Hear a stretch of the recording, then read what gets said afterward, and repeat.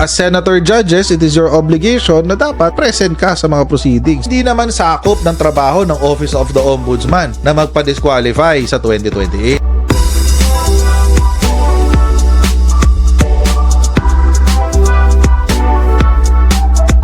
I-identify na natin lahat ng Manchurian candidates. Tigil-tigilan na natin yung kalokohan natin.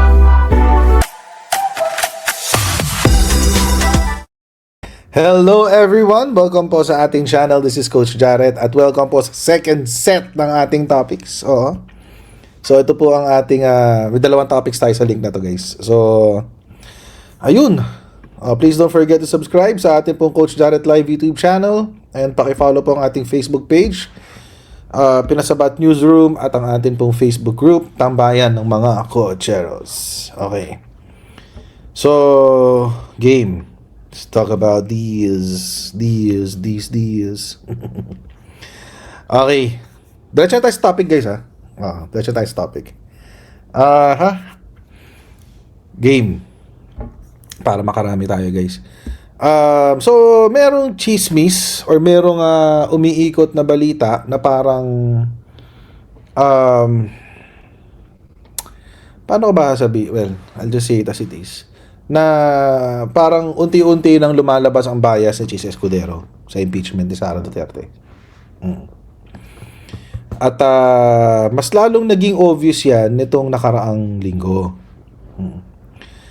Mas naging kitang-kita itong sinasabing bias ni Chis Escudero. Itong kailan ba to? Nung Miyerkules.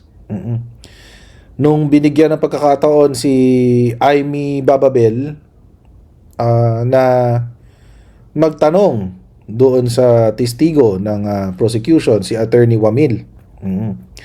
At nakita ng taong bayan, mga kababayan, nakita ng sambayan ng Pilipino ang pagiging biased ni Senator Annabel. At to some degree napansin din, mga babayan, yung observation ng mga netizens, tsaka tayo, mga nag-oobserba sa impeachment, na parang pinapabayaan lang ni presiding officer, presiding officer Chis Escudero, yung pambabalahura na ito na ginagawa ng mga senator judges sa kanilang obligasyon bilang senator judge. Hindi sila senator judges, guys, senator lawyers na sila, ganun. Senator lawyers on behalf of Sara Duterte. At, mga babayan, yun yung nakakabwisit kasi doon. Yun yung nakakabwisit doon, mga babayan. At sa sobrang obvious nito, natatanong na rin. Natatanong na rin ang Malacanang tungkol sa nangyayari na to.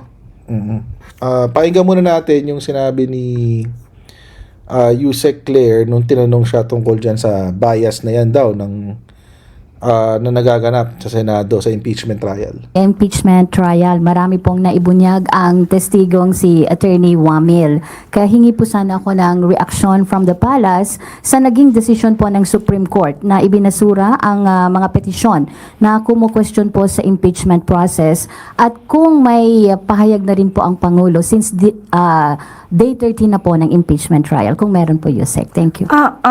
Patungkol po sa Supreme Court, nag-decision po sila na ibasura ang nasabing dalawang petisyon dahil ito ay naging moot dahil wala na nga sa kamay ng House of Representatives ang usapin at ito ay nasa Senado na bilang impeachment court. So nararapat lang po siguro ito ay ibasura. At alam din man po natin na ayon din sa House of Representatives ay tumugon sila kung ano ang isinasaad at sinasabi ng pinakahuling desisyon patungkol sa proseso ng impeachment proceedings. Patungkol doon sa kung ano ang reaksyon? Kung may reaksyon po si Pangulo, ma'am, sa day 13 ng impeachment trial, marami po kasing naibunyag yung testigong si Attorney Wamil. Personally, para po kay Pangulo ay hindi po siya magbibigay ng anumang komento patungkol dyan dahil ang nais lamang po niya talaga ay masunod ang proseso. Yun naman po lagi ang sinasabi ng Pangulo, masunod ang due process, masunod ang proseso, kung ano ang sinasabi ng batas. So kung ano yung sinasabi ng batas, kung ano yung sinasabi ng ebidensya, sana ay wag walisin, wag linisin, at Yan na. pahinain ang katotohanan at lihisin ang kung ano ang sinasabi ng batas. Yun na Marami nga. po kasing lumalabas sa impeachment ayon sa PCO na nag-aaktong mga lawyer na hindi dapat dahil dapat maging impartial, manatiling walang bias ang mga senator judges. So hindi Yun. po sila mandato na walisin ang katotohanan. So wag silang magdala ng walis sa Senado. I think yung criticism kay Senator Cheese Escudero, hindi yung hindi yung nagtatanggol siya kay Sara Duterte eh. Hindi yun ang criticism sa kanya eh. Ang kritisismo kay Cheese Escudero, mga kababayan, ay hinahayaan niya yung mga senador na kaalyansa ni Sara Duterte na umaktong mag-abogado para kay Sara Duterte. And I think, mga kababayan, bilang presiding officer, obligasyon niya kasi na i-call out or at the very least, admonish, di ba? Kahit pagalitan man lang, admonish. To admonish yung mga kasamahan niya na, uy, tigilan niyo yan, kayong ganyan. Kayong ganyan. Senator judge kayo, hindi kayo senator lawyer para kay Sara Duterte. Oo. Sabi ni J. Albino Tamayo, pa-shoutout coach sa misis ko na lagi nanonood sa'yo, na kaibigan dito sa Montreal, lalo na kay Kuya Tems, Mark at Prince Fries. Mabuhay po kayo coach. Salamat po Sir J. Albino or Albino Tamayo. Yan. Tsaka shoutout sa ayun nga, kay Kuya, kay Mrs., kay Kuya Tems, Mark at Prince Fries. Fries o Fries? Oo. Salamat po sa inyong super chat.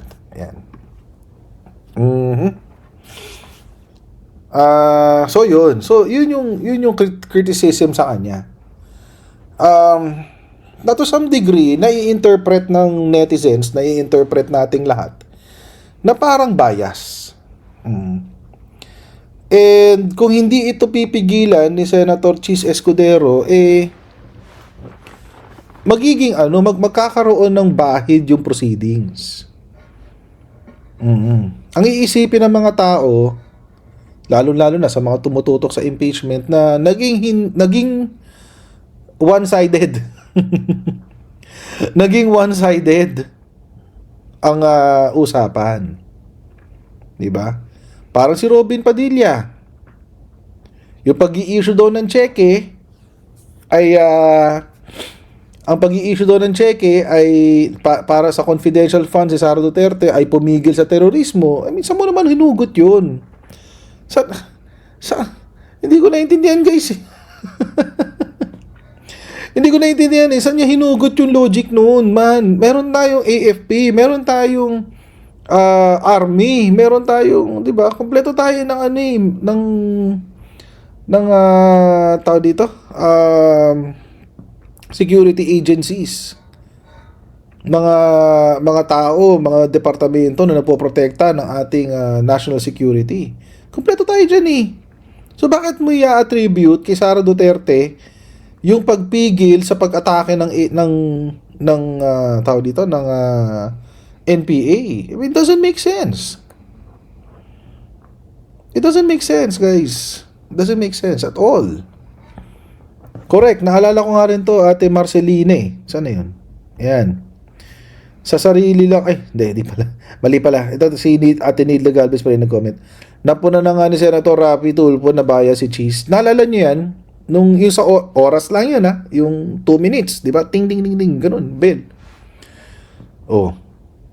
Kasi ang haba daw magsalita ng mga kasama niya. Pero pag sila hindi nag-aano daw, nagmo-monitor daw sila ng oras nila, tapos sila Cayetano parang ganun na lang.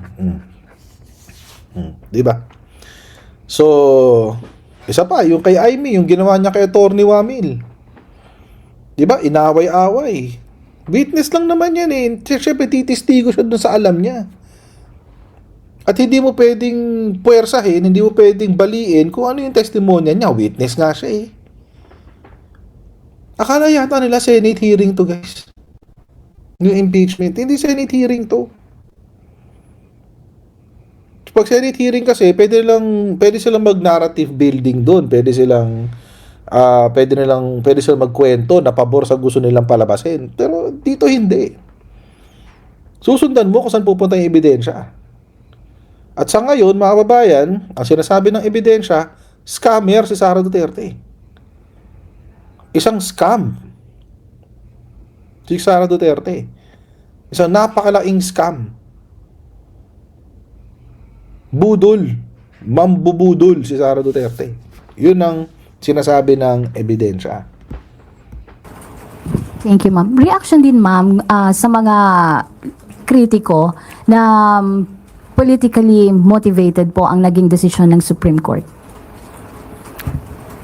Lahat po na naaapektuhan, yan lagi ang sinasabi. Politically motivated.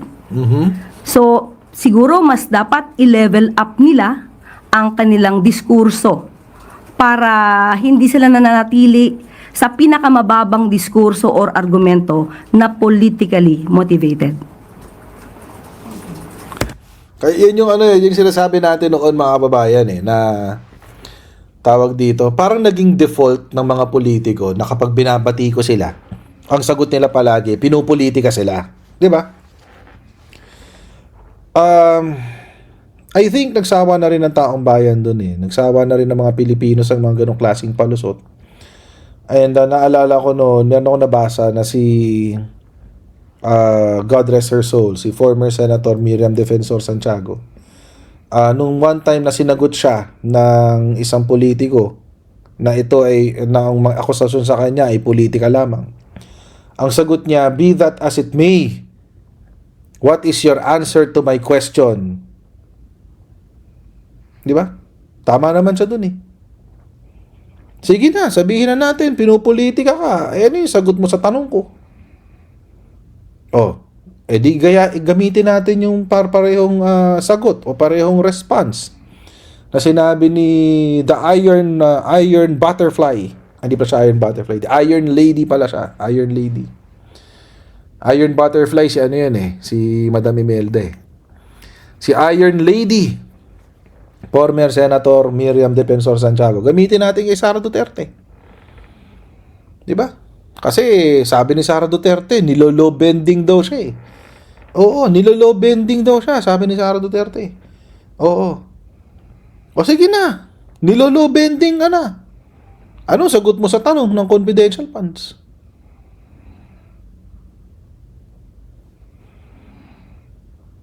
Be that as it may, what is your answer to the question?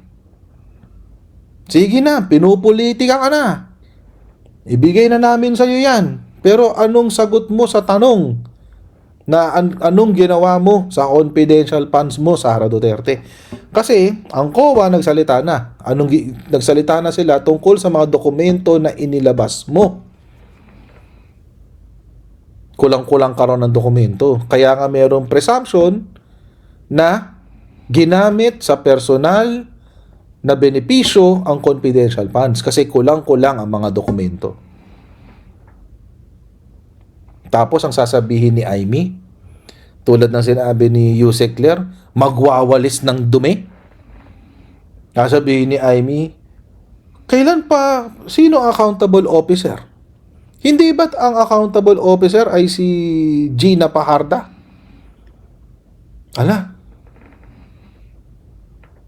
Hindi, ano pala? Basta Paharda, tsaka yung isa pa. Acosta. Si Gina Acosta. At tsaka yung Pahardang lalaki. Yun.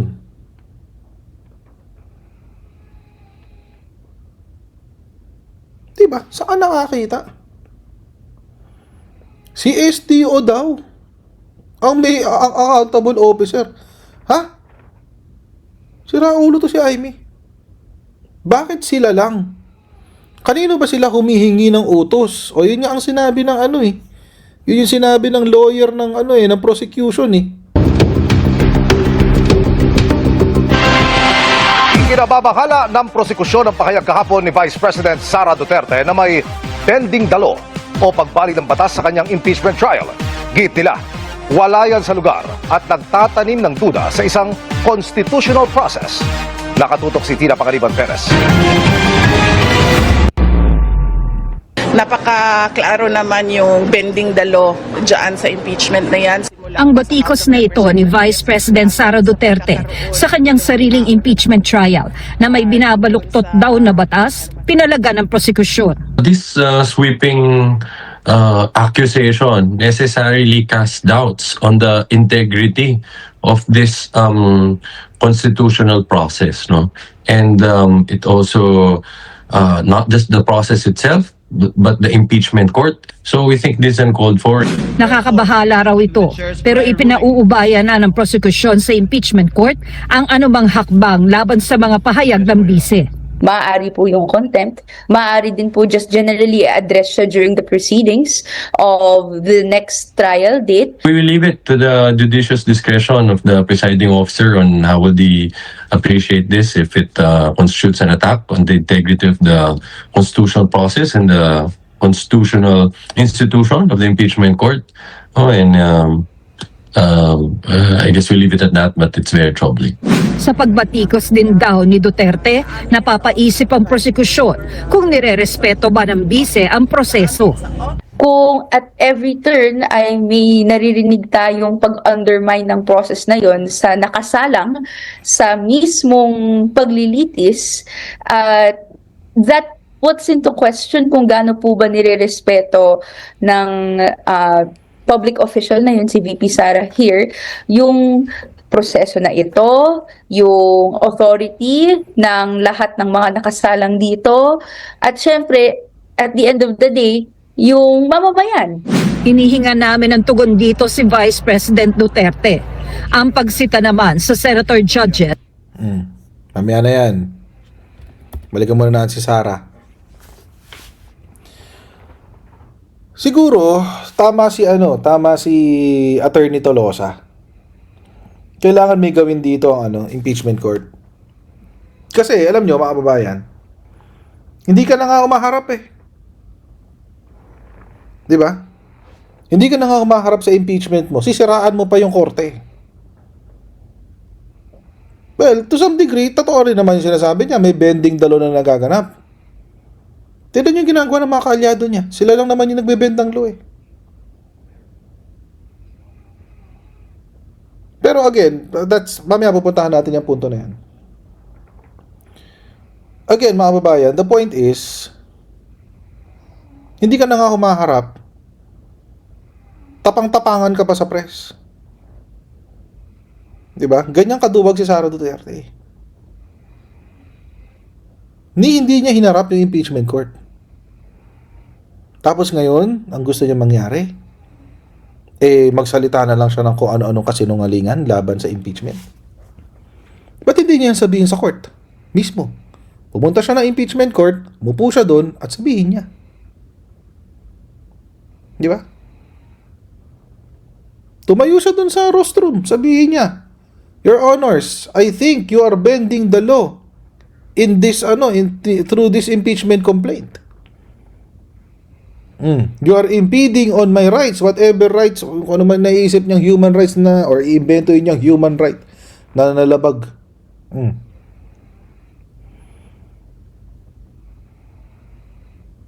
Wala eh. Hanggang ngayon, di siya nagpapaliwanag. Ano yung sinabi ni Robin Padilla? Dapat daw yung mga may kaso humaharap sa korte. Anong tawag mo dito?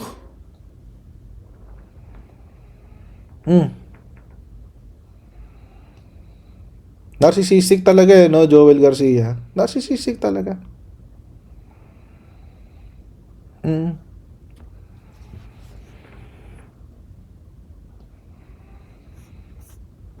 Di siya nagsalita.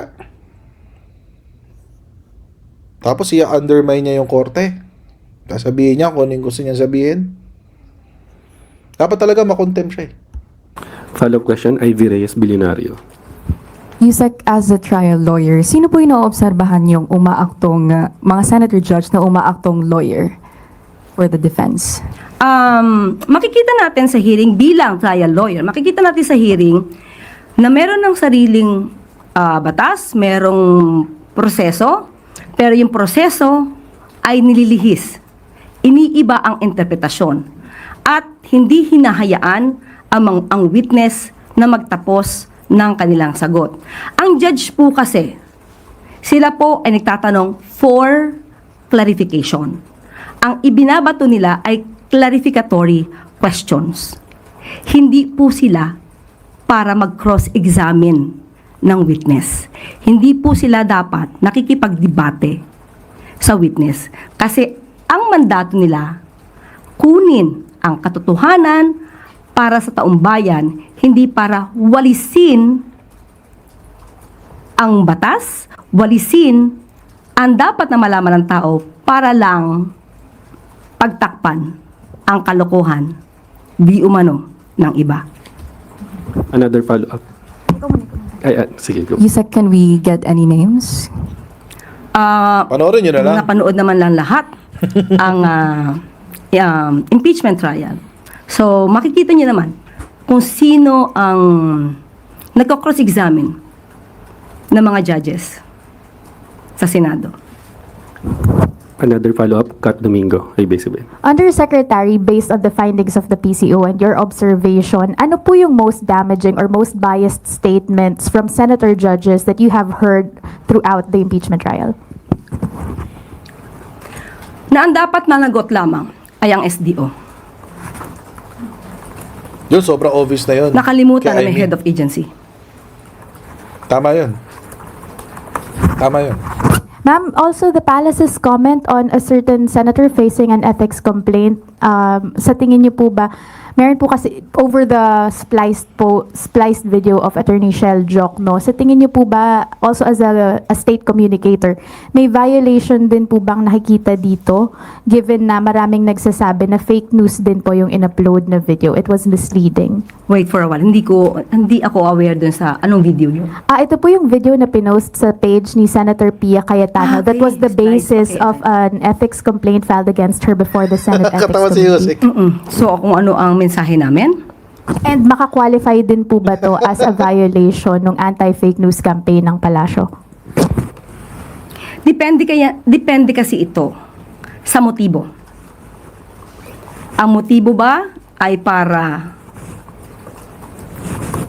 ibahin ang naratibo? Ang motibo ba na ito ay para ibaba ang dignidad ng ibang tao na nasa video? So, depende po ito sa mga motibo ng gumawa ng spliced video. Sana makagawa ng Pero batas bilang tungkol lawyer, obligasyon ng mga lawyers na hindi magpakita ng fake news or mag-promote ng fake news. dyan. Lawyer pa naman si Pia. Tsaka si Alan So yung Peter. tanong, Erika Sinaking, Business World.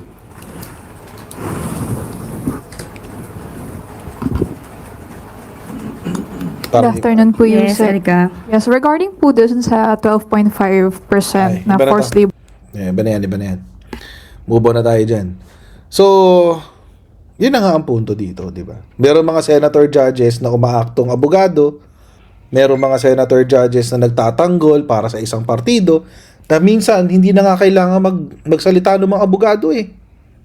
Ang lumalabas na nagtatanggol kay Sara, si Alan Peter, si Pia Cayetano, Loren Legarda, si Robin Padilla, Amy Marcos, di ba? Hindi na nga niya kailangan umapir kasi may mga tagapagtanggol siyang senator judges. Kaya ito, may panawagan ngayon sa may panawagan ngayon sa prosecution.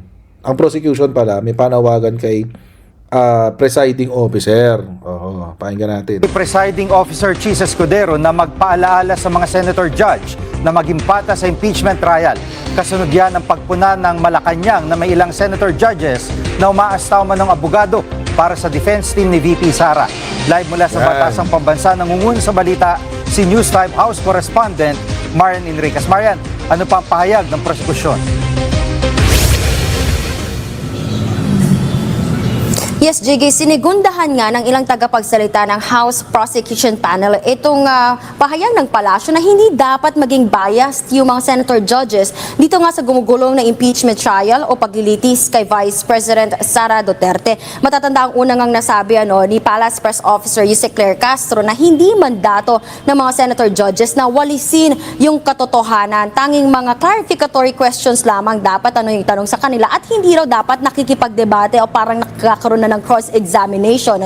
At kung babalikan lang natin, Jiggy, kung maalala po ninyo, nagkaroon ng mainit na debate, kumbaga, dito nga sa pagtatanong ni Senator Amy Marcos doon sa sinalang na testigo ng House Prosecution Panel na si State Auditor Roderick Wamil. Tungkol nga riyan, doon sa pagtatanong ni Senator Amy, doon sa accountability ni Vice President Sara Duterte doon sa paggasta sa confidential funds. At matapos nga, yung senaryong yan o yung paglilitis nga, impeachment trial, nagpasaring itong palasyo na ginigit nga na dapat impartial, hindi raw dapat biased ang mga senator judges. Narito naman yung pahayag ng mga taga-prosekusyon. Kailangan maintindihan din kasi sila ho ang maghuhusga Sila yung maghuhukom But yung sa kanilang pagtatanong ng clarification, hindi po dapat nagpapakita ng bias, kung merong mga ganon, I think they should be reminded by the presiding officer of the rules. At dapat ito ay isa puso nila dahil ito ay isang malaking issue na kung saan ang national, the nation is watching. Marian, nabanggit ni VP Sara na di na niya kailangang guluhin pa yung impeachment trial dahil magulo na raw ito dahil nga sa tinawag niyang bending the law nung Alam na natin yan. Napag-usapan na natin yan kanina. So, ayun, nakikita naman kasi talaga yung bias, mga babayan. So, and alam nyo, mga babayan, this will affect the perception of the impeachment trial. Actually, kung nag-iisip itong mga... ayoko magbigay ng advice. Baka pakinggan na naman ako Baka pakinggan na naman ako, so hindi ko na sabihin. Baka mamaya makarating na naman sa mga senator judges, sabihin, oo nga, may punto si Coach Jarrett. Hindi na namin gagawin. Ano lang natin, sige. Magpaka-bias kayo, mga senator judges. Magpaka-bias kayo. Ituloy nyo na lang yan. Ituloy nyo na lang yan. No joke. Para sa huli, pag na-acquit si Sara Duterte, masasabi namin na naging biased kayo. Tuloy nyo na lang yan. Oo. Sabi ni Miss E, my views are always same as yours. Thanks, CJ. Salamat po sa inyo super chat. Salamat din po sa pag-agree sa atin. Oo. Diba? Hayaan na lang natin. Hayaan na lang natin.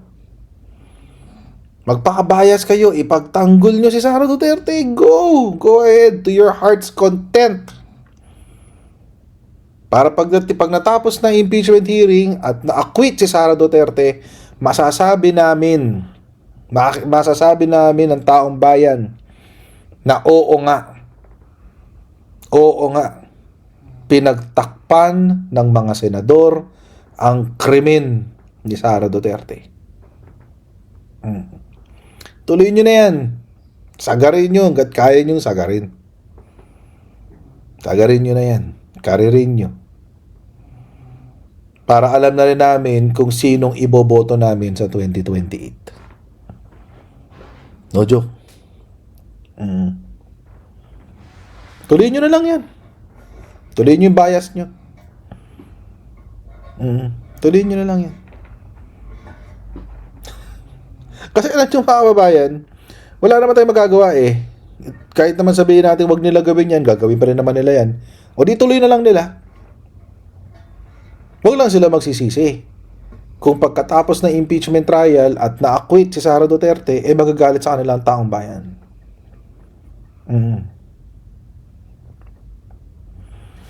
Kaya, pakasaya kayo. Tuloy nyo na lang yan. Bahala kayo sa buhay nyo.